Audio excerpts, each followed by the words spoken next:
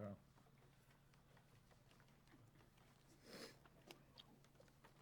Item number 4, board appreciation.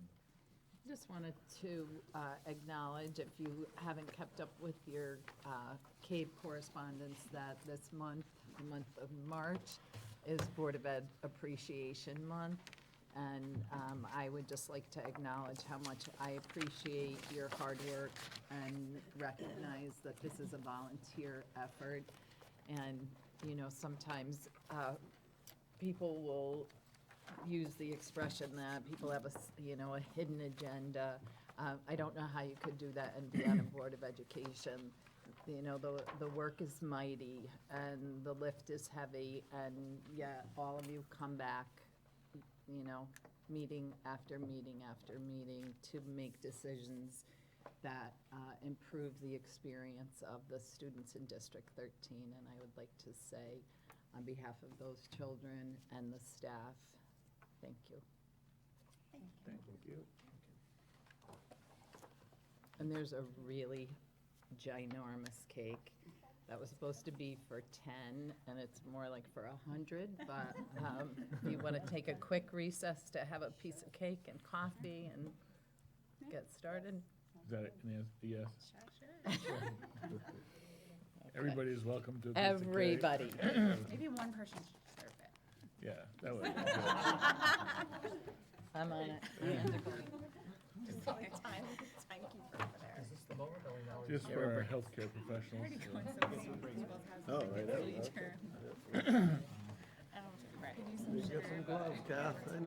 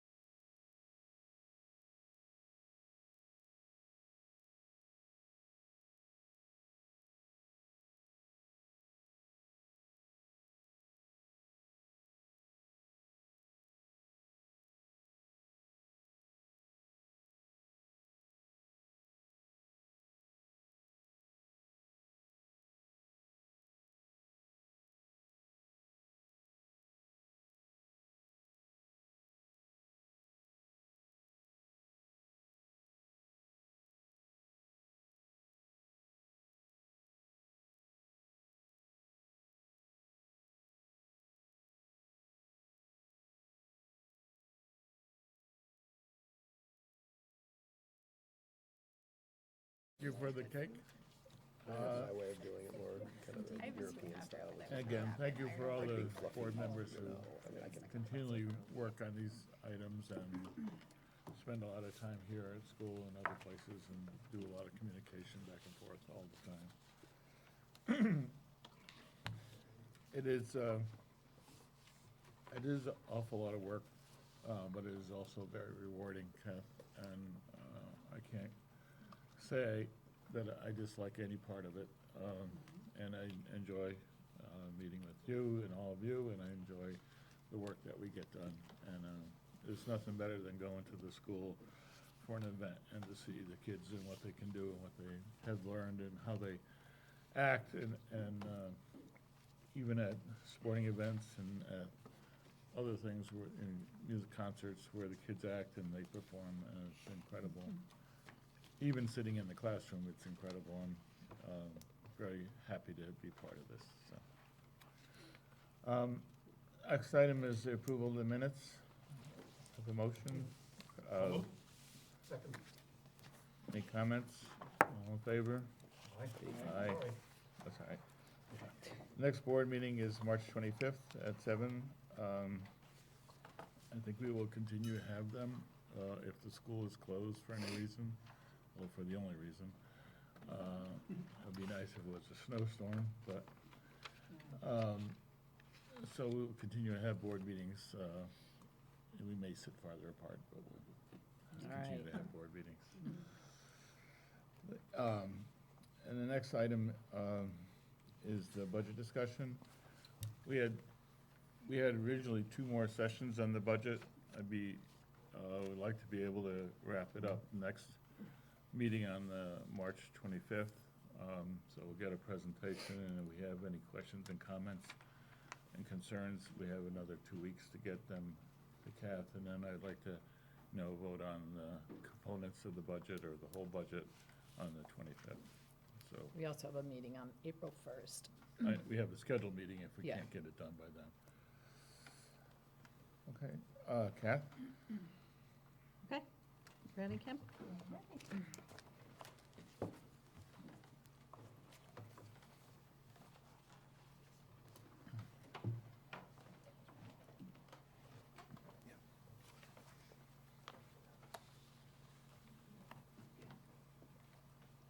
I guess, depending on how you look at the budget, this might not be the most exciting presentation, and it should be relatively quick, but obviously, we're here to answer any questions.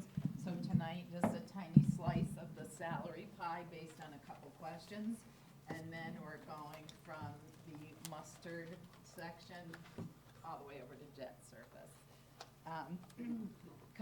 Couple of questions that were brought up both at the Finance Committee and also through public comment, just about class size in grade 3 and 4, as well as class size in 5, with a little bit of a challenge for us to take a look at that. And I answered that question by saying if we thought it was a good idea, we would have done it, which probably isn't a great answer. So just to add a little bit more information on our 5th grade class, and by the way, if you've been looking at the enrollment updates, you'll see that Memorial School over the past month has had a new student in 3rd grade, a new student in 4th grade, and a new student in 5th grade. And in January, we had a student who returned to our district in 6th grade. So just a little bit of information. If we went from 5 classrooms to 4 classrooms, we'd have 3 classes that were 26 students and 1 of 25, which is over the board recommended class size. We also know that next year, moving into 5th grade, it's the first year we're going to be combining ID and contemporary. We feel that the class size is appropriate. We don't think it's a good idea to go over the class size, and I feel that, I feel like I know that that's important to this board, and the board sees the value of the class sizes. At John Lyman School in 3rd and 4th grade, Thank you, Mr. Ford, for this very impressive chart, which is enrollment through the years. And our class size going in third and fourth grade going into the 2021 school year right now is at 87 with 5 sections. If we move to 4 sections, the average class size would be 21.8, or 1 class of 21 and 3 classes of 22.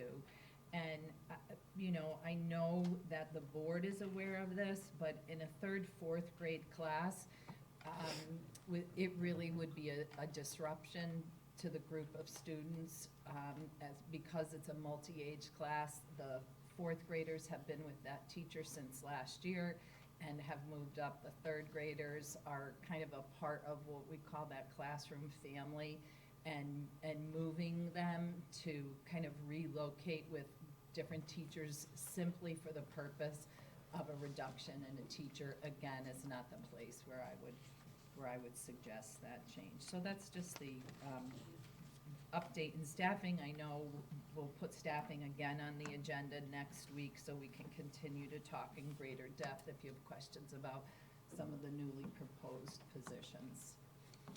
Kim?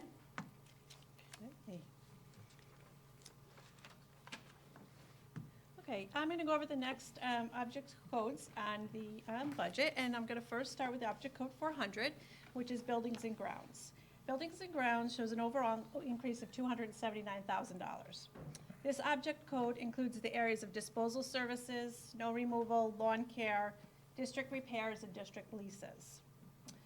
In this area, the largest increases can be seen in the repairs and maintenance area, and I have the list of those numbers that are included. So this is the proposed repairs that we feel that are needed in the district. Again, we have been saying how that this is a very capital-heavy budget, and these areas have been identified as such as the tennis court repairs, the basketball court, security blinds at Brewster, various things like that that we need to keep the district moving forward, and as well as just regular repairs that we budgeted every year, such as boilers, chillers. We never know if we're going to have mechanical repairs. We have carpentry repairs that we budget for every year. So combined all together, it adds up to $477,000. So that's what the large increase of the 279 is really made up of, are all these repairs. There is also an increase in the area of leases, and we have a new capital lease for our energy project. Essentially what that is just a reallocation from the supplies, building supplies, fuel and oil to our lease through the purchase of new equipment on a capital lease, and resulting in energy savings that we then own the equipment at the end of the lease rather than just sending the money to the energy company every year. Various components of this lease were items that we had included and identified in the $6.9 million bonding package as being critical. And then when this opportunity arose, we saw that there was an overlap of some things, such as the natural gas conversion. So we were able to move some of the projects from the $6.9 million into this energy project and not increase the budget at all in that area. That shows an increase of $47,000. And that's due largely to the $77,000 lease. Now that's offset by reductions in expiring leases. So the district technology had a lease that we had expired. We had an auto lease expire and a floor scrubbing lease expire, resulting in our net of the 279 increase.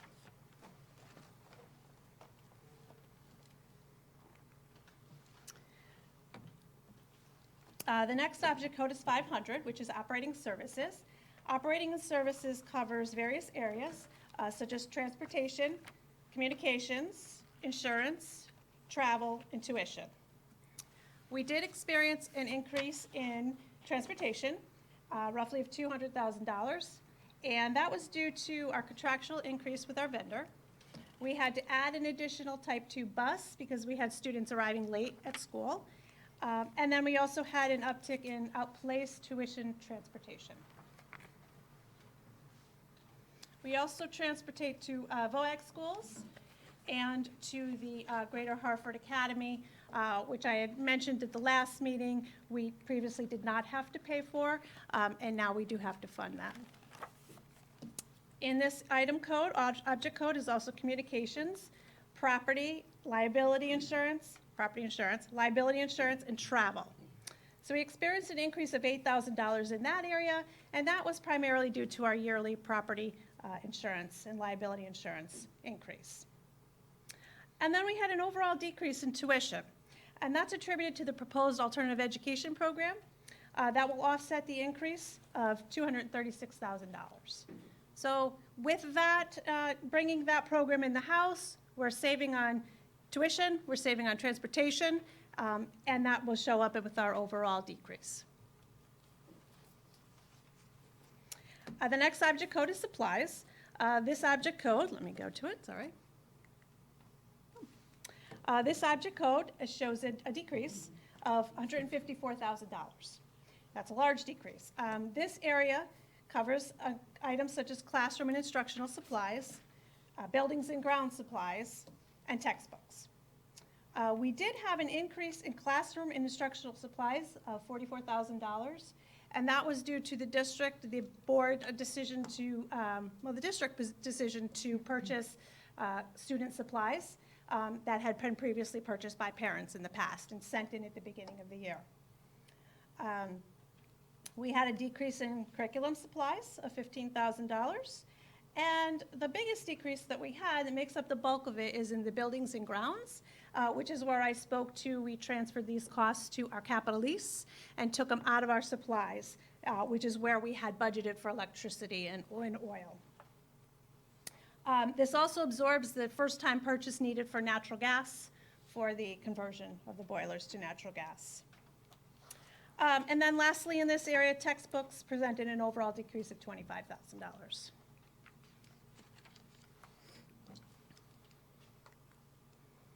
I'll start off with just a little bit with equipment and capital, and then Dr. Serena will take over after that. 700 object code is equipment and capital, and this object code is comprised of buildings and construction, capital reserve, technology hardware, technology software, and district equipment. There's an overall increase of $294,000 in this area. We'll start with hardware. District hardware, technology hardware did increase by $23,000. And that was due to the expansion of the one-to-one program at grade 6 at Strong, and for iPads for kindergartners and first graders. Software did increase by $35,000, and that's due to our purchase of cybersecurity software, and then our other software support renewals, PowerSchool, AppleTrack, our firewall, our disaster recovery, our encryption software for our laptops and computers. So that represented that increase. And then our other equipment was $184, and that would be the playgrounds at Lyman and Memorial. $100,000 was budgeted for Memorial and $50,000 for Lyman. And I'll let Dr. Veronese. Just because a comment was made at the Finance Committee meeting, just questioning the amount that was directed to both of those areas, and that it was seeming an awful lot of money. So I just, a picture's worth 1,000 words, and I do not serve on the Playground Committee, but the Playground Committee has met, I believe, 3 times already. Is it, Missy? And this is about a $50,000. I had reached out to Missy just so that the board, the audience, anyone looking at this online can have an idea about what $50,000 can purchase, including installation. Can I? If you don't mind. So, yeah. So this is not what we're initially going with, but this is one of the options that we have. I was shocked that it actually, so this playground is about $28,000 just for the material. The rest of it is shipping and installation. Installation is a ton of money. And there are options to have like a community build, which we haven't fully, looked into yet. And we would still have to have someone from the playground company come and like oversee it. but that is a place where we could possibly save money. The other thing is that at Lyman School, when they removed the old playground, they only took out the cement that got pulled out when they removed it. So there's about 40 pieces of cement in the playground area right now that, depending on what gets installed, will have to be removed, which could be an extra cost, although I found another parent who said he might be able to do it. So, A cement digger. sure. So what we've also found is that you actually get a lot more bang for your buck if you get a full playscape rather than different pieces. Although at Memorial, we're still looking, but we're thinking about getting more pieces than an actual playscape at Memorial. But that's to be determined. And the playground committee has kind of gone great guns looking at things, gathering information, and I think that, the really important next step is that collaboration with the school administration in making some of those final decisions. I just thought it was critically important, just so people on the board know. Did you already go through all of them? No, I Could haven't I yet. could I just ask a question about that? Yeah, sure. Just to clarify, the restrictions about installation or supervision of installation have to do with safety and liability? Was that, those are the parameters that are involved? Well, I mean, usually, like, it's 50,000 if they install it. If we wanted to save some money, apparently parents can install it with But they have to oversight. supervise it because of the safety concerns? Correct, yes. Thank you. And we try to take some feedback from what the kids wanted when we were looking at these types of things.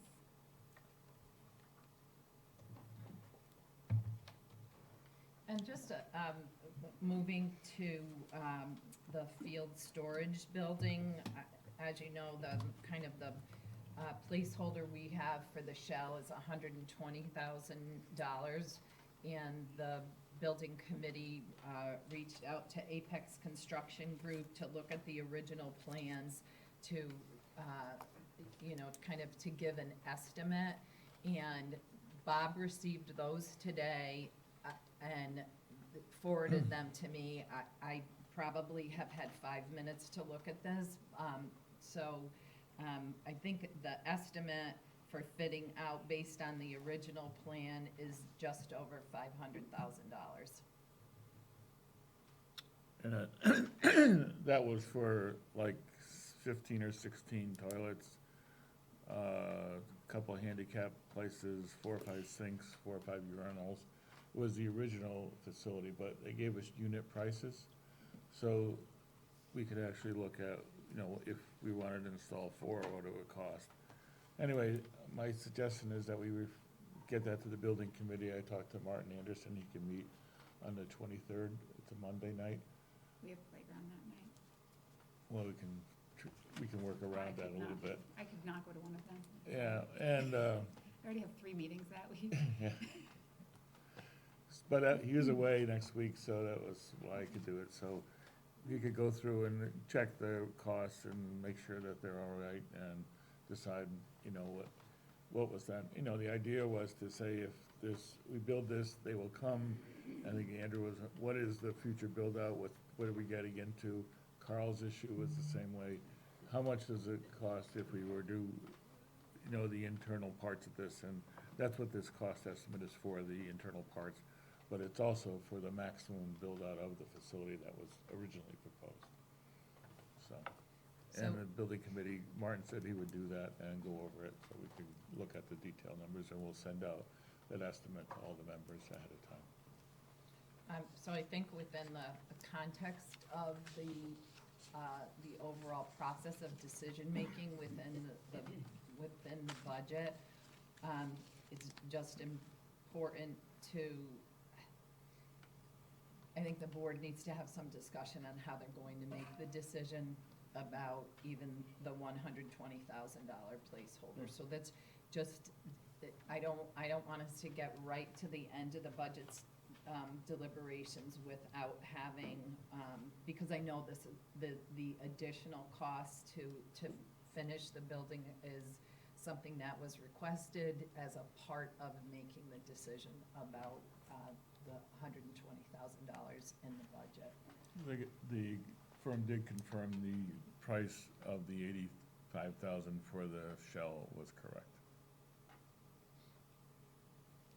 I'm just gonna ask a dumb question. So, are we saving like discussion amongst all our various topics, like to the meeting on the 25th, or should we start having some deliberation? You can talk about it now. ourselves, like Yeah. now? Sure. No, well, I'm just saying in reference to the Fieldhouse, I would almost think we should do it the way it was done a couple of years ago. I think you take out the 120, and then you have the 500 as a separate question, because I think that's only fair to people, that they know exactly how much the whole project costs.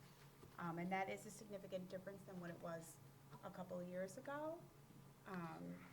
But I don't think it's fair to just put in the 120,000, because that's just like opening up a can of worms. I kind of feel like we're not being truthful in like what the whole project costs.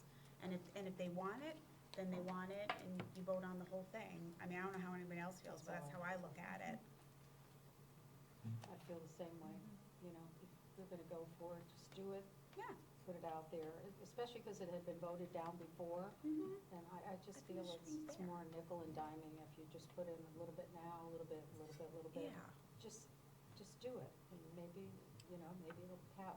I thought the last time, when we had the vote, it was 800,000? It was. Was. It was, so how did it get to be 500, or is that plus the 120? This is only, this proposal doesn't include the other rooms that were in that building. It had other rooms in that building. It just is, this is the area for the toilets. And again, this is a huge amount of toilets for, you know, we get by with 3 or 4 porta potties now. And so I think the building committee should take a look at, you know, what are you willing to propose? Yeah. And Right. if it's 4 or 5 or 8 toilets, then we can have a price that's realistic, so. Yeah, I do think it's worth putting it out there again, because it's an issue that's still out there that needs to be resolved. And so then maybe like the building committee once. decides what the building should look like. So if they decide hypothetically, if the 500,000 was 15 toilets, and maybe the building committee looks at it and says, oh, you know, we really only need 10, 5 and 5, you know, and so now the price is really 450, then that's what comes back to the board, and then that's what we put in as like a separate question. Well, as long as you guys think it's good to do a separate question. What do you think? I think we get the number, and then we'll do it, you know, decide how we want to approach, you know. I mean, I guess, to me, one question is, let's say the number is 220. I think, I mean, at least when we're hearing from several people, and this is definitely the way I feel, I just ultimately think that that number should not be covered by the capital within the budget itself. That it should be, that number, whatever it is, should be moved into a bonding situation, an independent vote, because of the prior vote that we've had on this particular issue. I still have a lot of concerns in the future about the continued update or expansion of the building within the budget structure. I'd love to see some type of, I mean, every vote we have is essentially non-binding, but some type of vote to say that no further board money is going to be dedicated to expansion or putting out the rooms, if that's the position that we're taking. If the position that we're taking is gonna be, we'd like to, have it like it was gonna be with all of the rooms and everything else, we'll take that back out to bond at a lower cost. I think that's perfectly fine. I just think we should be consistent, and I think that has always been my fear, is that we will be viewed by the public as circumnavigating the process by putting it in the budget and then slowly adding to the building over the years, where we effectively complete what was turned down by the public initially, and it got slipped in. So those are just my general concerns with the process. Just remember, the only other thing that happened with this is that the various organizations, have proposed to help fund it, which is different than we've done before. And, you know, there's a lot of community members in those organizations that are willing to put up their dues and membership and Durham Fair receipts into this project. So it's a different, it's a somewhat different process. That's why we started off within the budget. And that we have commitments from those organizations to assist in the funding of it. Were we to have a bond issue for that, and I do feel uncomfortable, given the results of the previous bond referendum, putting things into a non-bonding situation, especially since we seem to have a reputation for being not transparent and having our own agenda. That's only you. Only me. Well, for my sake then, I wonder if, were we, for example, to go out to bond for the shell, and whatever contents the building committee decides, including the division of gender between toilets, which 50-50 doesn't sound right to me. But anyway, point is, would not preclude us from accepting money to build other parts of the shell? Would it? In other words, if organizations want to contribute money to put walls in for storage rooms, for example, or the facilities, that would not actually appear on our budget. We would accept gifts for that, and we would have the work done. Is that an image, a model that we might consider in pursuing this? You could? I think there's a real advantage in going out to the public with the smallest number that produces a bathroom facility, which you have explained is clearly needed. And I think that we should have a plan that allows organizations to augment what we build. Bonding the shell of 85,000 or 100,000 with concrete is just, the cost of bonding is probably not worth it, but we But could. how about the contents? How about the Yeah, 500,000 that you but, quoted? you know, right now, the proposal from the organizations is just, you know, build the Well- shell, so. Yeah, Maybe that we have needs to be all mentioned. kinds of options, but I like to have the, you know, the building committee come up back with, here's what we think is the best approach, financially and logistically within the building. I would just to add to Andrew's comment that another issue which needs to be included in our plan is political. Since this was voted down, what we do has to be very transparent, and it does make me nervous to be putting a little bit at a time in budgets. I also think that based on what at least part of the finance committee reported last week is that they're looking for us to cut more. I mean, that's kind of what I got, we haven't fully gone through everything yet, but, I mean, how often does everyone say, yeah, that's good? Like, they usually say, Kath, you need to cut something. So, in my opinion, like, you know, Carl said, like, it's great to want what you want, and I would like to give everybody everything they wanted, but if it comes down to a teacher and the storage unit, I'm going with the teacher staying. I mean, I'd rather spend money on education than that, especially with it being voting down already. And we put that in the request of I believe that came out of the retreat, or at least from some board members, as a way to begin the conversation and perhaps begin the process. If the board agrees this is not the process, if you collectively agree this is not the process that you want to use in exploring the Fieldhouse, then I think we need to bring some information about what it would look like if we were to go out to bonding for this, and when. And we can't go to bond for anything right now. I mean, not to be negative, but. So it wouldn't necessarily have to be bonded. Like Bob Moore stated, the cost of a bond issue is sort of prohibitive for a $100,000 project, but there are bank loans and other things that the board could pursue to do that, rather than the bonding. But if it were a $640,000. Then that would be bonded, yeah. project. Mhm.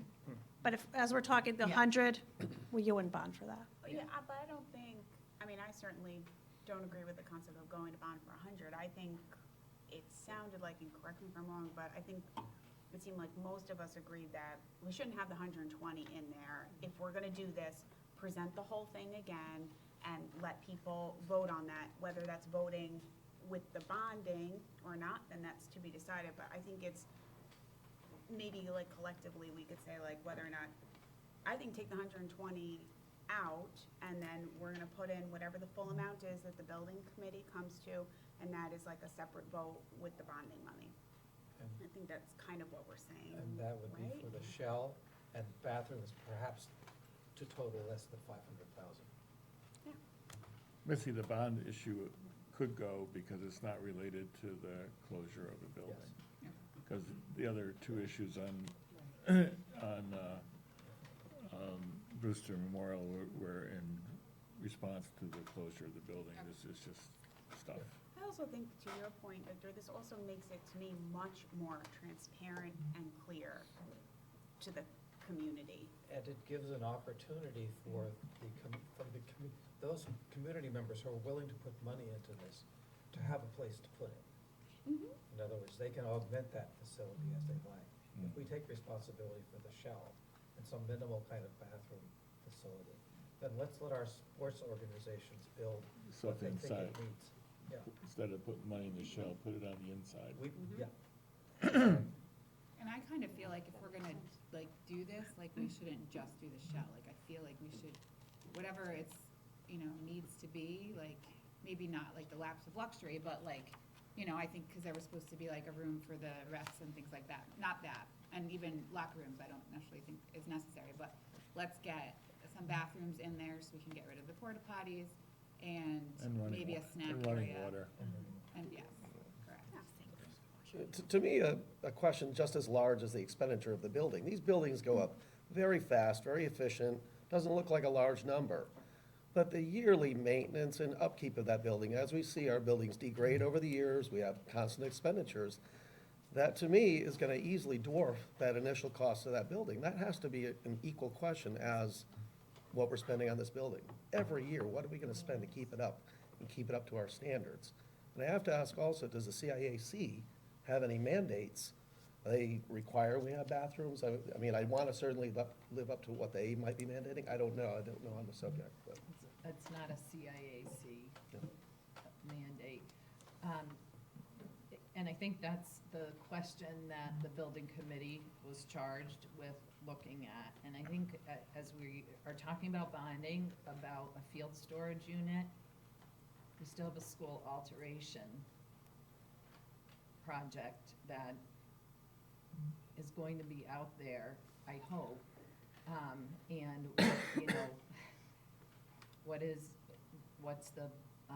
what's most important to the board, it may come down to a prioritization of decision-making relative to timing. I just think that's something that the board needs to keep in mind when we're talking about a project like this. Then, for the purposes of the budget that we see on the 25th, can we have the 120 removed from it? Because it sounds like people are, and then that moves the discussion into finding alternative means.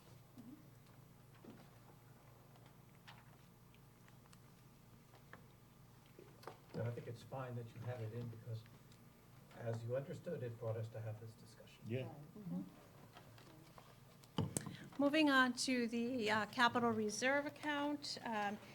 Each district, unfortunately, regional districts are held at a 1% cap of their operating budget that they are allowed to put into a capital and non-recurring account each year. So with our budget proposal at around 37 million, we can put in 370,000. So this is how we have identified the priorities. Obviously, the turf replacement we have been working on, and with this 110,000, we would need to put aside another 110,000 in the next budget, and then we have had fully funded the track, which is the turf, I'm sorry. I always say those two interchangeably. So that's a great feat considering it was $550,000 to replace it. And the track has been fully funded, so we're good on the track to get that when the time is right for that. We have a classroom furniture replacement cycle that we've been doing for the past few years. I don't know if Dr. Veronese wants to speak on that. Essentially, it's, replacing a couple rooms of furniture to get up with the times, furniture for kids to move around with. And Well, I spent the day at Brewster School today and visited some classrooms, and when I walked into the third grade class and saw the old mauve furniture from Corn School, that they're tables that students are seated at that are really at the wrong height for, students. And I, happen to know a little bit about the OT piece of how students should be seated, that their feet should be able to touch the ground. These mauve tables also have a hole in them for all the computer wires that used to run through those holes back when we were using those kinds of computers. So, just trying to underscore that if we, we certainly aren't doing big building renovations, but I want to be sure that we're paying attention to the insides of classrooms, and furniture can really, really influence the way that students work and collaborate with each other. the next line item you've seen before in previous budgets, and that's unanticipated building equipment and maintenance. Essentially, that's at 30,000. We did decrease it by 20,000 this year due to the energy project and the 6.9 million bonding package. Hopefully, with some new equipment in place, we won't have as many unanticipated repairs. The fourth item, sprinkler system. Part of that, the phase 1 is in the bonding package. Phase 2 really would be to bring it's in the ground. Phase 1 is to hook it up to the water lines. Phase 2 is to bring it above ground. And because it's corrosive underground, people can't fit in there. There's a number of reasons why we need to bring it above ground. Should it falter on us, we would need a 24/7 fire watch. So the funding to put aside for that certainly would be spent on the fire watch should we have to come to that, should it falter on us. Gym floor at Brewster, something that's sort of been needing to be done for quite a while. It's been repaired the last few years, and it's really at a point where we have to replace it. This has been a high priority item from the building staff, Jimmy and Sue, Buildings and Grounds, and it really needed to make its way into there this year. So that's at $116,000. So altogether, that's the priority for 370 to put aside for savings for these projects.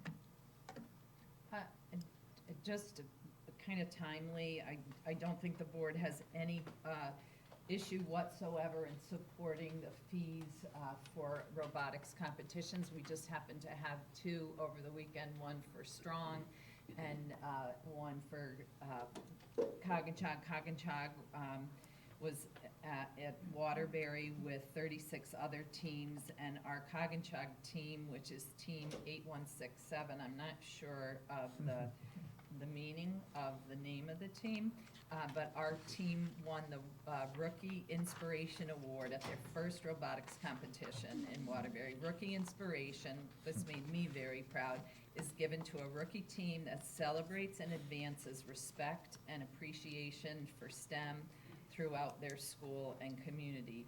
And there's a number of other criteria: effectiveness and inventiveness, extent and effectiveness of the team's community outreach efforts, commitment to science and technology, ability to communicate understanding of the first mission. And I'll tell you, I felt so proud that so much of what we have been working on for years and years was recognized there.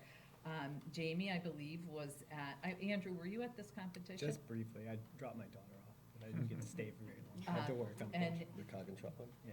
Jamie was at the Strong competition and sent me a quick text with some pictures on Saturday. Thank you very much for doing that. They earned the Robot Skills Award, which is given to the team with the highest combined score, both their robot driving skills challenge and autonomous program skills and challenge. I don't know if you want to mention anything about that, Jamie. Yeah, well, it's all new to me, but at face value, you look at it, you think, It's just enabling kids to play with controllers and play with toys. But when you get a little deeper, and I did finally learn Saturday what was involved to make it happen, it was a lot of teamwork, problem solving, dealing with curveballs, so really a lot of good life skills. And it is fun for them. I mean, I talked with a parent that said, I've never seen my son so excited he couldn't sleep. And this was 3 weeks ago, and this happens every single competition. So, you know, we always talk about engagement. This certainly is an avenue of engagement, perhaps for kids who might not be too into soccer or other sporting, you know, this is just another outlet. I think, that's Absolutely, good. and I think as administrators and leaders, we are seeing a whole different dimension of excitement and engagement. And if you're here late at night, Diane Walsh, I think now has a cot in the nurse's room that she's sleeping on. I mean, the kids are just so engrossed in this, and it is reaching a different population of students. And when we talk about, as a team, when we're talking about the kind of social emotional learning support that is necessary for kids that we want to make sure is here, a piece of that in the high school is to have an affiliation with a group that you really belong to, that you have a sense of agency, that you can make things happen. There's a sense of collective efficacy, that you're a part of something bigger than yourself, that you're making happen. It happens all over the high school, but we are seeing that with the robotics club here. So, Was that great the point. Strong Scorpions? Yes. That was Oh, the- strong scorpions, Scorpions yes. with a Z. Mhm. Yeah. With a Z. With a Z, yes. Scorpions with a Z. That was one, Which the is, other group was the They mosquito took diplomat. first place in one category 2 weeks ago, which then qualified them for the state tournament that you were at this past Saturday, so. they did, for a beginning team, outstanding. They didn't qualify for the world event, but they are exceptionally, well, sorry. This is the year to not make it. Yeah, that's right, because they couldn't have gone anyway. And they were Silver lining. very, very proud of themselves, and yes, I think some of them still can't sleep. And Diane Walsh is just as high as these kids, because I was talking to her today. Yeah. She was just very, very excited about it. Okay, and the final object code we'll be discussing tonight is debt service. So debt service was level funded to the previous year to accommodate the 6.9 million bonding package. Here is a graph of our debt service. You'll recall, I'm going to come up here, hopefully you can hear me. The green line is our existing debt now in 1920. You'll notice for 2021, the white portion represents the 6.9 million. And you see how it's even with this year. That was by design. That was to be able to fund as many bonding projects as we could without increasing the budget at all by level funding the debt service. So we were able to accomplish that in this year. The yellow part that you see on the top would represent the Brewster Memorial Option A 2.2 million reconfiguration. That has not been approved, obviously, that has not been thought of any funding at all, but just as illustration, what that would mean to the debt service. So you'll notice the existing debt service is gone by 2025. In order to, we've already approved the bonding package to address our most critical infrastructure needs, and we still have a declining debt service.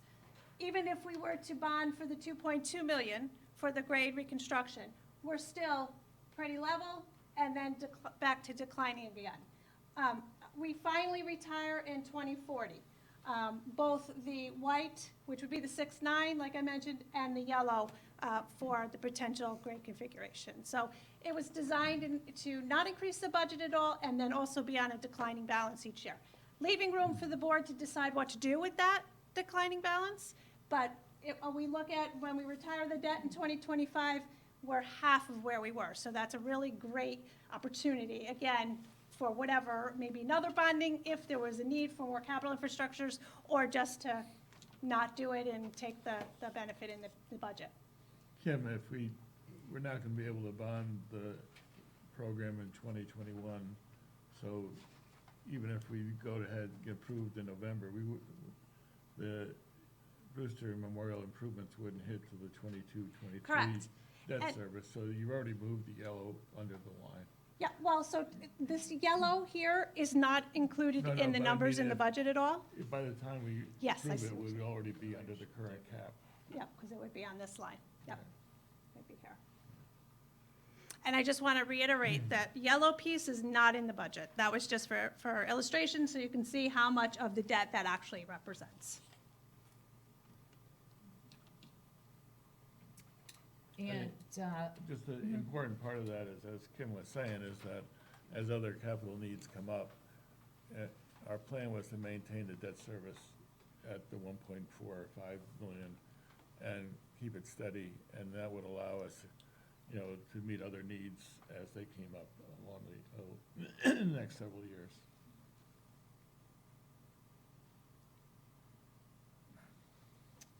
we had planned for our technology presentation for today, but Ken had a full-day conference, so we moved him to the next time, and the conference got canceled. But he will be here on the 25th to present.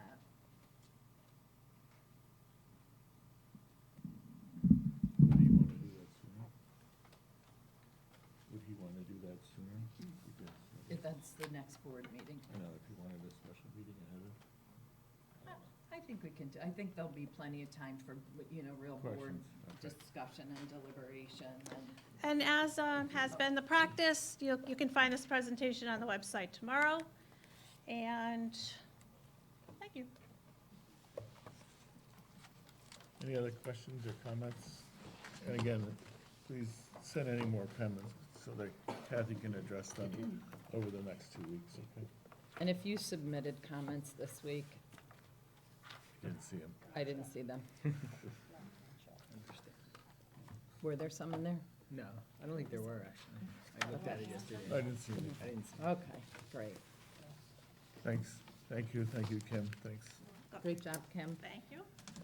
The next item is Playground Committee report. I think you already gave it. I did, the only other thing I wanted to add is that we are looking at putting some sort of adaptive play, I don't know if that's the right word, equipment at each of the schools. So it's still a work in progress, like, we have some ideas, but, I mean, one of the vendors I talked to was like, call me back when your budget passes, is pretty much what he said. The nerve, the Well, he wasn't audacity. my favorite person to talk to, but I mean, I guess part of it is like, once we order it, it can get put up pretty quickly. So if things pass, we should definitely have something for the. Adaptive meaning like balls and stuff like that. No, adaptive meaning like for all. Full ability. Oh, physical. Didn't know what that meant. I'm sorry. Okay, I don't want to say. Some of our kids that can't climb yeah. ladders Yes, and right, I got it things like now. that. I can just have it right here. I'm sure I'm not the only one that didn't know what And so our adaptive next meeting is You do? Monday, Yeah. All right, is Monday the I was just being polite. 23rd at Brewster School at 6:30, if anyone would like to join us. Okay. Thank Feel you. free. Spread the wealth. The next item is communications. I haven't seen anything but a lot of information on COVID-19, and Kath will talk about that shortly. You got anything more? I do. Wednesday, I had a chance to read Across America to our second graders at Brewster School. And as Bob was talking earlier, there are some high points to this job, and let me tell you, that's one of them. That's one of my favorites. I read the same book year after year. You got it down. I don't even have to read it anymore, I have it memorized. And I lead the book with the class, and they have a great time. And fortunately, this year, like Mrs. Skoriev's class, Sandy can help me out with that. I was scheduled to read, and I have twin granddaughters, as you probably know, and one of them was in that class. And then apparently Mrs. Lunt, her reader had to cancel or something, and so I read two classes at once with one granddaughter on one side of me and another granddaughter on the other. It was great fun for me, and it was great fun for them, and I just want to thank both of those teachers, Mrs. Corey and Mrs. Lunt, for inviting me in and for the privilege of reading.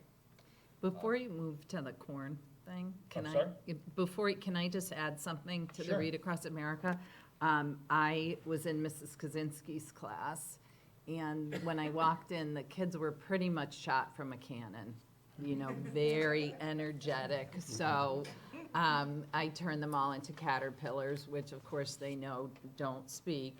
And had them up and moving, and then said, okay, now you need to pretend you're a pat of butter on a hot steaming stack of pancakes. Well, little Clinton Parente was in the room, and he thought I was about the funniest thing in the whole world. And that, you know, I said to Clinton, oh, I think you have a little syrup on your head. Again, about really, I could quit my day job. And then today, when I was at Brewster and walking through the lunchroom, he just about jumped out of his skin to wave to me. So let me tell you, worth every second. Isn't that the best? It is the best. And I made Evelyn and Juliet's day too, so they got to shine a little bit. I was at the selectmen's meeting Monday night, and Selectman Eames has come up with a possible plan to reuse Corn School. I know Roger was there, and Carl was there, and it was a very interesting evening. Spent a lot of time. He's gone chapter and verse, and I won't give you all the details, but it indicated to me that the Corn School issue is not dead. And I'm very happy to see that there was some work done on Mr. Eames' part. I congratulate him for doing that. He went line by line, and as you recall, the project failed the last time because, in my opinion, mostly because of price. It was about $7 million, and I think that was rather distasteful. He's come in with a proposal, and again, this is just somebody's thought, at about $1.3 million.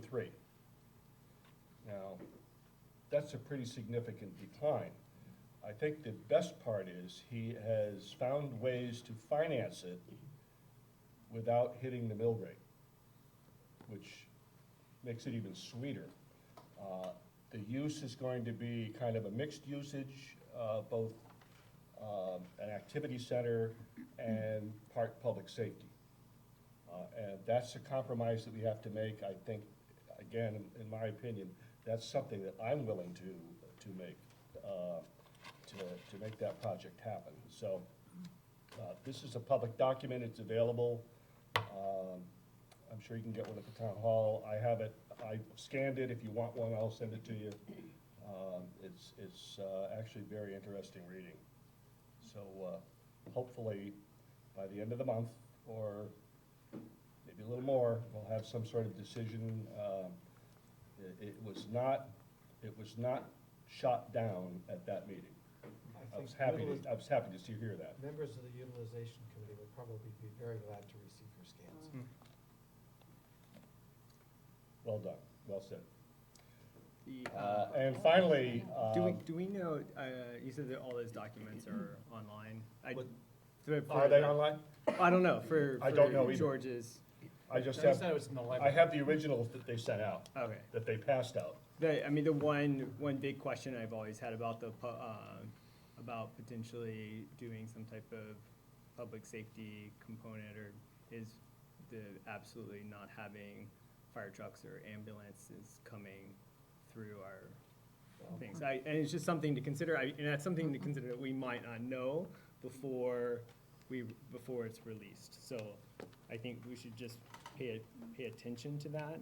I think there would be a lot of very unhappy parents if there were ambulances leaving that on an extremely kind of already busy street with lots of kids on it. So hopefully there's another access, or that's not even in consideration, but I think we should do our due diligence and figure out what that is. Well, I think basically what they're saying is they're in the planning stages, and that there is enough to fill the building. And that includes that's great. removal of the portable, and that sort of thing. So I And- think there are some options here. Before we have the next utilization committee meeting, I'll reach out to Laura to ask for that information, even I mean, they Even have. George coming would be, like, there's somebody coming would be great. Yeah, we could invite George to be there, but I think I don't know that George has the data on how often is the ambulance called, you know, over the course of the past several years, what would be their plan for access? Yes, and he actually addressed that and has an alternate method for that, so. I think that's a possibility. I don't know what that is, so don't raise your hands. Through the culvert. That building is too small. Well, as long as we're taking them With the apart. turtles. Ambulances are too tall, so they don't fit. And finally, Roger Pasternak said a couple of weeks ago, or 4 weeks ago, sent out a package to us, and some of you may have found it rather cryptic because it was data that was confidential and covered under FERPA laws. And so, as you know, Roger came last week and said he hadn't heard a response from us. And so I reached out to him, and we had a very wonderful conversation the other night. It was, I learned things, he learned things about this. I can't talk about it because it's privileged communication. But nevertheless, I hope you were satisfied, Roger. I was, so we will move on from there. So that task was done. And that's it. I also read at Brewster, and it was nice for me to be able to go there because I don't really ever get there. And I shared with the children, you know, that I'm on the Board of Ed, and I asked who knew what that meant, and some people shot their hand right up, and they said, "You help make the rules," and I said, "Well, kind of, but not really." But then I said that I had one child at Lyman and one at Memorial, and one girl said, "We're going there next year." So I read to second grade, and I said, "Yes, you are." And she goes, "Did you know that they only have soccer and swings and some monkey bars?" And I said, "I did know that, and we're working." She said, "You are." So that made my work on the building, or the playground committee, I guess, worth it. So they're just, it's so nice to be able to see them smiling, and, you know, they were so excited about the book. Mrs. Lucier What'd picked you it out read? for me. I don't remember the name of it. It was about a bird who preferred to read than learn how to fly. And it was actually pretty Bird nerd? It was a bird nerd. And then I just want to give a shout out to Paper House because they did put on another fantastic play, and I'm so happy it was 2 weeks ago and not this Oh my weekend. gosh. Because could you imagine? But we just have such talent and so many, you know, good parents that made those costumes, and the makeup was outstanding. And I mean, just in general, it was their 10th year or 10th big production, and it was just really great. So that's it. I can't get the lion sleeps out of my head. I keep saying Oh. that. And There's the only one line in that. and I need sleep. Did your daughter play with Santa? She was a lioness, yeah. What's- No, I don't think so. What's the secret for getting kids involved? I can't get my grandchildren to even think about it. They love to play. They had a ball going to it. Oh, Evelyn, Juliet, would you like to be part of that? No. I think it depends on the child. My older daughter didn't do it. If you have a But recipe, she's I'd been like to singing know. Lion King since, and we said, "Are you sad you didn't do it?" And she said, "No, because I don't like all the practice." They put a lot of hours in They those do. kids. They It's really a do. lot of work. Some do live for the after party, though, the cast party is what they call I was it, and there. that is like the big thing, yeah. They all sign each other's shirts and, oh, yeah. Yeah, that's the big prize. But Also what a our- what a bond they formed, though, it's amazing. I believe it was the last year I was teaching, over 13 years ago, I had the experience of producing, I had my friend directed, and we produced the 7th grade Annie, with the 1-hour version, and that's the first time I'd ever done anything like that. To this day, I still remember it, and the kids were amazing. It was all done by 7th and 8th graders, from the advertisement, the brochures, everything, the whole thing was done by just the 7th and 8th graders. And it was phenomenal experience. And I was on the other side, I wasn't on the stage, but it was awesome. Sounds as if it's Awesome. almost as good as robotics. Yep, Speaking of a bird nerd. awesome experience. Also, the girls' varsity basketball team got, in Canton, the lights went out, and they lost power, so they never finished, they never finished the, Can't play anymore. they were in the set quarterfinals, so they never finished the tournament. And they were supposed to go back last night, but it was Yesterday. canceled, so. Oh, no. So they got through the conference tournaments though, but this was a state Yeah. one? Okay, wow. So they didn't get a chance to finish the game, let alone go to the next game, so. Huge Sad to impact in see. our high school, basketball, hockey, swimming, and diving. Yeah. When I tell you that our kids were devastated yesterday to the point of crying and leaving school. And the banquets, banquets are. Banquet. All canceled?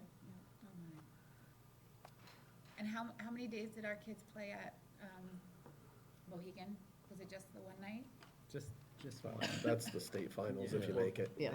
No, but I Our mean- pep Or band. Yeah, The pep Wichita band, State. yes. won. But did they just Didn't play the last one? very long. Yeah. That was, I saw a couple clips on Facebook of that. So, And you just know, to be I asked to do had that. shared with you that the Wichita State pep band couldn't travel with their team, and so their director of bands reached out to colleges across Connecticut and said, can you give us the name of a high school band?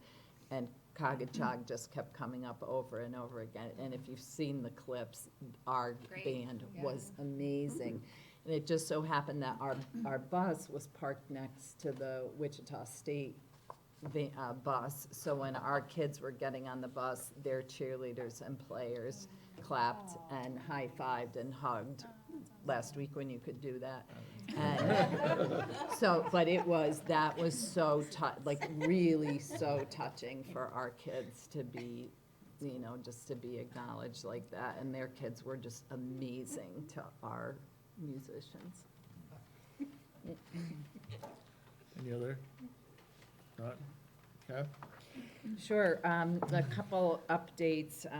Kim and I recently met with Dolphin Days as we continue to look at a possibility of a partnership moving towards a before and after care program for the district. And really are exploring a number of possibilities from kind of a partnership that is really directed and overseen by District 13, all the way to the possibility of Dolphin Days being the agency that is in charge of the before and after care and simply being housed in our buildings.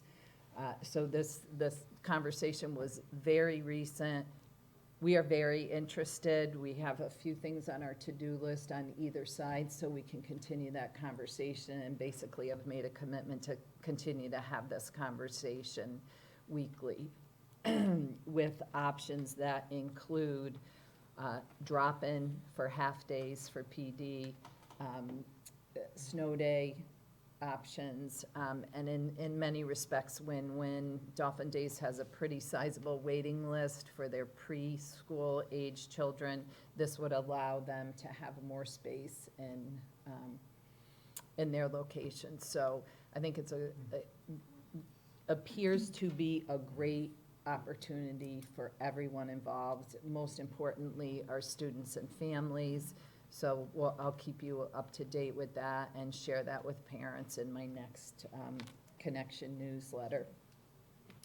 Are there any like legal considerations with private, public, like partnerships like that? I mean, are other school districts, have they done these things before? Well, we did it with BASRAP for years and years, where they rented space in our buildings, but so there are other school districts who And like do the that. YMCA, I think they run it in Wallingford Yep. perhaps, like there's a lot of the, Mhm. yeah.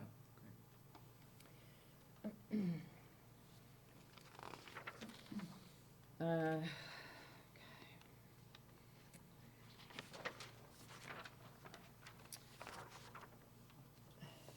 You know, I know we have the, in new business, the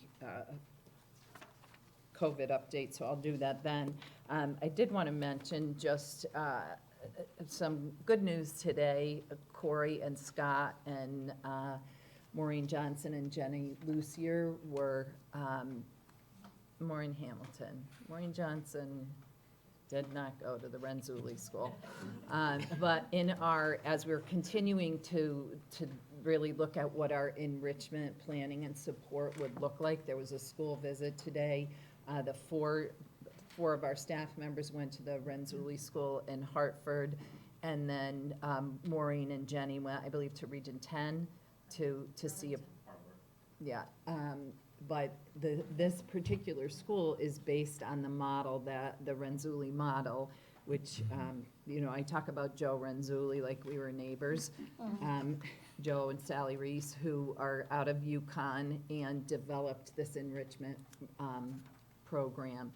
And I think that it was a wildly successful visit and really reaffirmed for Corey, who has overseen this work, that we are on the right track. Vigorous nodding from you two? Yes. Okay. And more information at student achievement. Thank you. Thanks. And that'll be it for me tonight, Bob. Kim? Short and sweet. The February financials are in your packet. Everything's running according to plan. Revenue's been 68% received year to date, expenses 63%, MTA at 70% revenue, and expenditures at 54%. As I said at the last meeting, I would be talking soon about where I thought the end of the year would be via surplus or a deficit in any account. So I thought tonight would go a little bit longer than it did, so I did not have it ready for tonight, but we will probably do that at the next meeting. I can speak to that further. Thank you. Under new business, we need to vote to change the public hearing on the budget to April 6th. The start of Passover was the original date, and we got to move it to April 6th, so we're not at the start of Passover. So we need a vote. Also move. Second. Any comments? All in favor? Aye. What time is that? It's usually at 8 or 7. 7. Yeah. So is that the one on the first? No, we're still meeting on the first. It's instead of the first. No, it's the first. It was supposed to be on the 8th. And so it will be the following Monday rather than, Yeah. pardon? Right. It moved from the 8th to the 6th.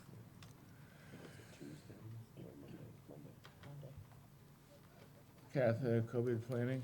Sure. I did have tried to keep the board up to date with what we've done in district. And just for kind of a high-level overview, that we're making sure that we're getting our information from our Director of Health through the Plainville-Southington Health District. We had a conference call with him yesterday, met in person last week. We also had a conference call with the governor, the commissioner, and other state health leaders. The information doesn't really change daily. What it does is it intensifies in terms of the number of cases that are being reported, even though we haven't seen a huge and significant change. But the recommendations most recently, which were to really decrease, if not completely eliminate, any they refer to as mass gatherings, and to achieve social distancing. And they're using kind of as a marker that 100 people or more. So staff members immediately got information about the kind of the decisions that we've made in-house in terms of either canceling events that really just will be impossible to reschedule, and rescheduling those events that we really would like to reschedule. For instance, we have Mamma Mia coming up. This is a huge production. I spoke to our Director of Health to say, what if we let the kids perform for students? And his response to me was, don't have an assembly that you don't need to have.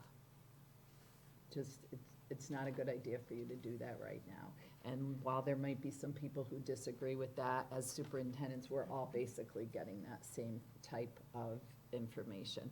I asked him yesterday in our conference call about outside agencies coming in to use our buildings, even something like CVEF, and his encouragement to us was to keep school for school and not introduce any more people into the school building than is absolutely necessary. So again, I'm going to err on the side of caution. I will say that some of our outside groups that you know, really enjoy using our building are not happy right now.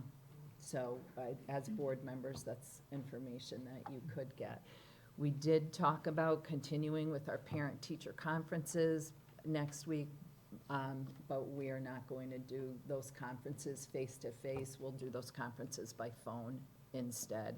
And this is, what happened today is that principals met with their staff. I haven't even debriefed with my staff to hear what the feedback was from their schools. I just happened to be at the Brewster meeting this afternoon, and their staff brought that up as a possibility, so we'll move to that. What we're seeing happening right now in district is students who are starting to talk more about it and express greater worry. Our teachers are asking us, how should I talk to a kindergartner about this? I've got a worried second grader. How should I say this? And these are people who are kid experts, but are really looking for some direction for us. So that's another part of our to-do list. Today at the Brewster faculty meeting, there were teachers who asked, what do I do if a student comes in and says, I know about someone who's been diagnosed? What do we do with that information? So we've kind of, as this increases, it's talked about more. Friday morning, we have another conference call with our health district, an email this afternoon, at which you probably all know this, that the World Health Organization officially declared this pandemic today. So this is new learning. I'm trying not to do any editorializing or interpreting, and if I have health experts giving me information, I'm trying to just give the information as I receive it. On the education side, people are talking about a 2-week time frame, kind of not really arbitrary, but in the event of a school closure, our health officials are really, everyone is kind of going to the 2-week time frame as what they would recommend for schools to remain closed. We know that District 14 is closed, I believe, for 4 days. A school, Stratford, it isn't the entire district, but at one school. Westport, I know, closed today, and there's some information on another school. Yeah. So we're keeping our eye on that. The most important priority for us is staying as safe as possible while we are in school and really pushing the CDC recommendations and thus the recommendations of our Director of Health in terms of proactive and preventative measures. When we're looking at the education of our students, we've had information from the State Department of Education and the Commissioner, who we recently got some information about applying for a waiver if we can demonstrate that we can do distance learning that is equitable for all students. What we've been asking is, what exactly do you mean by equity? How would you determine that? And the waiver would be to be able to say, oh, we were out of school for 2 weeks. It would be fortunate for us if that straddled our April vacation, so that, you know, so that wouldn't be 5 days we'd have to make up. The waiver would essentially, if accepted, would be you did distance learning, it was equitable for all students, you don't have to make up those days. I think once this information went live, if you think teachers have a lot of questions, so did the superintendent. So we have a conference call tomorrow afternoon with the commissioner to further look at the distance learning piece as well as the statutory expectation of 180 days. What I will say, Classic District 13, our primary focus, if our students are not in school, is that they know we're still thinking about them. They're connected to the group of people that they're with every day. So whatever way we're able to do that. So we started kind of the simultaneous process of gathering low-tech. We've got big 5-gallon bags, we've got books for kids, we've got some fun worksheets, we've got lots of materials that we can send home with children, as well as opportunities for them to do some online learning. In my letter yesterday, we asked people to reach out to us if they don't have access to a device or the internet. And it's complicated, because you could be a teacher who were saying, hey, do you think you could get on Seesaw so you can have some face-to-face connection? And maybe you have a device at home and your partner is working from home because they work at Aetna, and you have 3 kids. So it's, our first idea of this was really a beautiful thing, because we were thinking it was gonna be the Cleavers.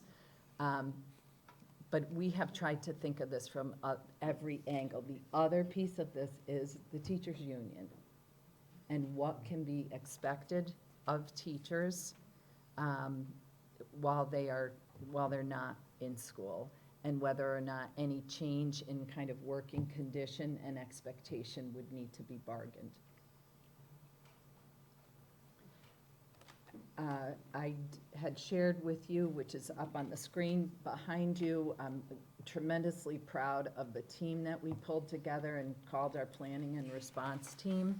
A varied group of about 20 people who have come together once a week to discuss updates and create just our week-to-week action planning, including, writing scripts. I highlighted in blue everything we've accomplished to date.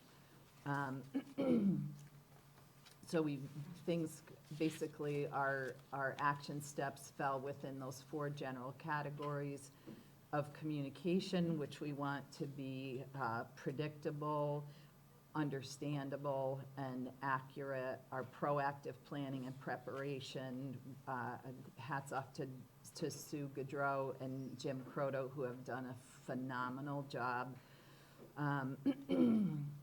A focus on well-being, just making sure that we're kind of understanding where people are at emotionally and what kind of support they need. And then finally, the area of educational continuity. Corey, as always, put together a remarkable PD plan for Friday the 13th, and we said, how about if we use some of that time to prepare for what we're calling at-home learning connections. So our staff, again, Corey, teacher leaders have kind of organized how they'll address that on Friday. Is there any, I think I know the answer to this, but I'll ask. Is there any possibility of not having April break if this closure happens before? I just know other districts are talking about it, my sister's a teacher, so. Moving it up a week. What I would say, based on the information that I'm getting in terms of the potential timing of the impact, I don't know that there'd be enough distance from an April break. And I think from our health director, what he would say is, if you have planned time to be out of your building, be out of your building. I just don't think it's far enough away based on the timing, and I could be wrong. That's, okay. And you had mentioned something about rescheduling of events. Is there any recommendations that are coming from the state about when like events like Mamma Mia and other things should be rescheduled in the future, or are they not saying anything in particular for this? Our initial conversation a week ago was, you know what, guys, you're probably not gonna see the impact of this for a good month, if not more. And that you may see a lull in the summer simply by virtue of the weather. And then because this, and you know way more about this, the arc or the wave of this virus, that you'll probably see another uptick in the flu, or in the fall. Yesterday's call said, yeah, it's not gonna be about another month or so. It's gonna be probably another couple weeks before we see that increase. And you'll likely see, and I will use the word that was used with us, that it will be worse in the fall. So what we're trying to do is listen to experts, not be alarmist, be responsive, not reactive, and stay the course. Just a comment about this, all of the public conversation, you think about a 2-week period of closing the school because of presumably of a single case. But the fact is, as this spreads in the population, that's gonna happen over and over again. So we need to think about not being closed, surviving one 14-day period of being closed, but surviving multiple, operating in the presence of multiple such closures during a year. And Or what- closure for the entire rest of the. And what happens in terms of our outplaced kids and then kids who receive a lot of services In or school. like a very vulnerable population? And we are on that. And, you know, I would say, I don't know if the letter went home today yet. Tomorrow, a letter will go home to parents about that.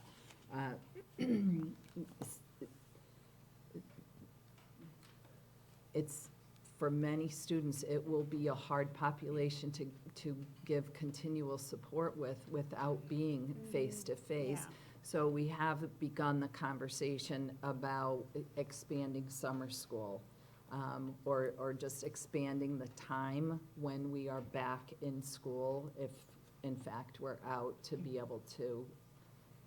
Are there opportunities, they talk about opportunities of, you know, running partial schools to address, you know, kids with high needs and stuff like that? Because it's not, I mean, the closure itself is really to prevent, you know, a massive number of people being in the same building and spreading it that way. It seems like there might be some medium where you're having some services that are being delivered during that time period. I think we had asked that be part of our 9 AM conference call with, on Friday, with the health director to talk about, are there options within a building? And I thought the same thing you did, like 2 weeks, because people were talking about 2 weeks as the incubation period. And I thought, well, that would be convenient if we were all exposed on the same day.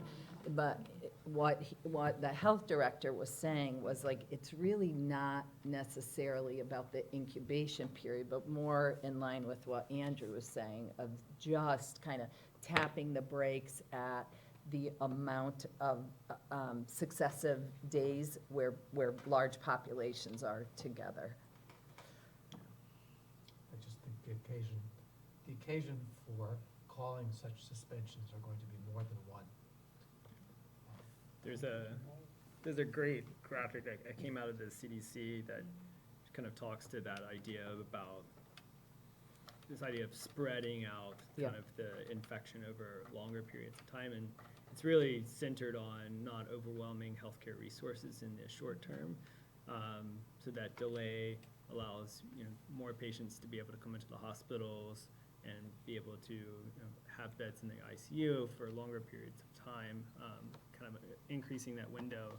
And then also it pushes back times for potential development of vaccines and other things into the future. So it's not that people won't get exposed, it's just spreading that, changing that kind of So graph. oddly enough, if we're really successful at containment, the period of exposure is going to be measured months longer Yes, yeah. Than it would be if we're It would be unsuccessful, very different if, which it's hard to wrap our heads around, but that's a year for a vaccine, right? That's sort of a conservative. that's what they're, yeah, that's what they're, The graphic's called flattening the curve, if anyone wants to look for it. Yeah. yeah, it's great graphics. It is. Yeah.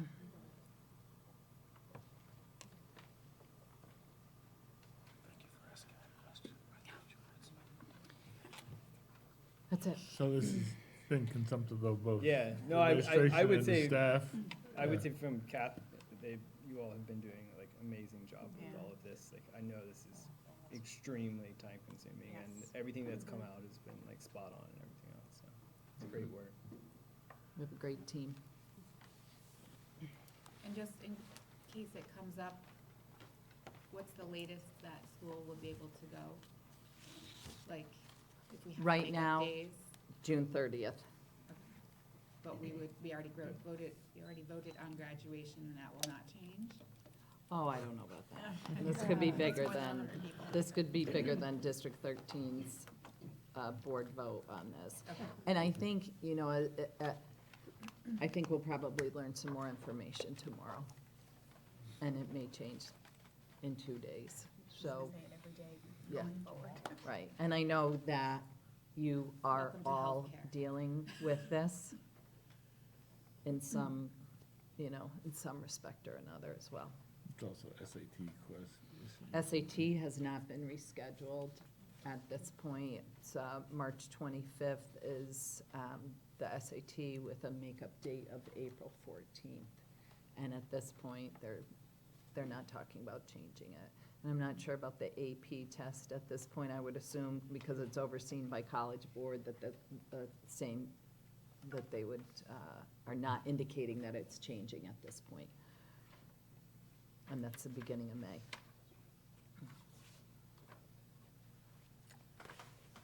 Thank you. Again, we'll continually hear from this. The last on the agenda is the review of Board of Education goals. We didn't receive any comments on the goals, so I'll print them out as a final document for the next meeting to vote on. That's great. So there's still 2 weeks left to comment. If nobody has them, they're on the shared drive, I think, under Google, so. Public comment?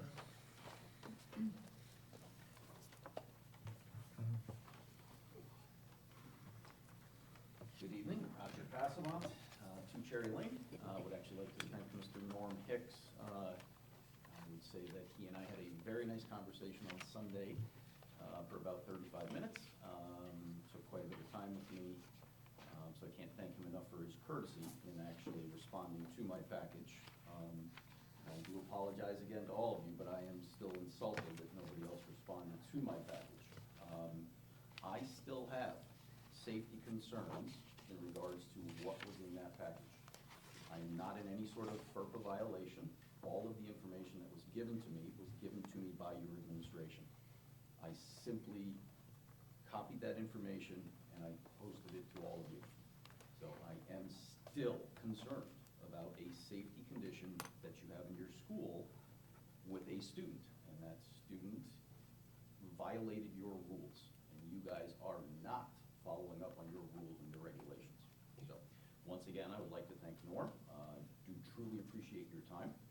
And in case you need help with concrete at John Lyman, I actually installed the original Alphabet Garden there about 20 years ago. I know the property well. I do have machinery and would be more than happy to help you with the concrete. Thank you. Appreciate that. Thank you all. Have a great evening. Thank you, Roger. Yes?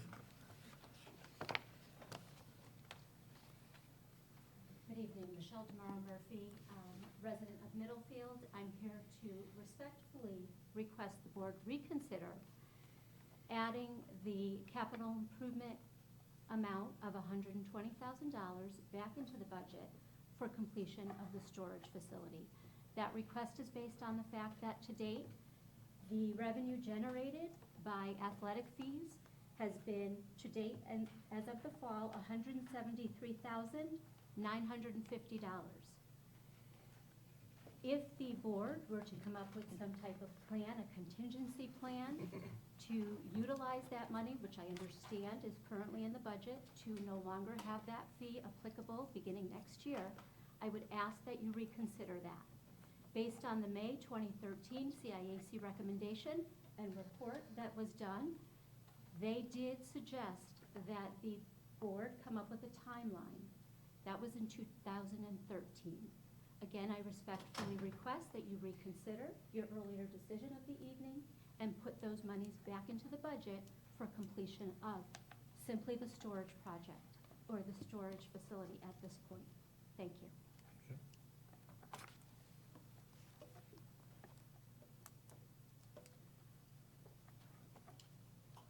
Carl?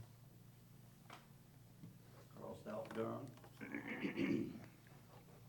The Fieldhouse storage building.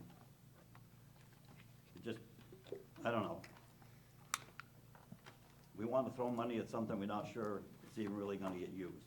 If you wanna look down the road quite a bit, the way things are going, we may end up regionalizing with another school district. The building we may be building buildings that are not gonna get used. And as far as the operating costs, you gotta figure in, it's gonna be some staff, albeit maybe smaller.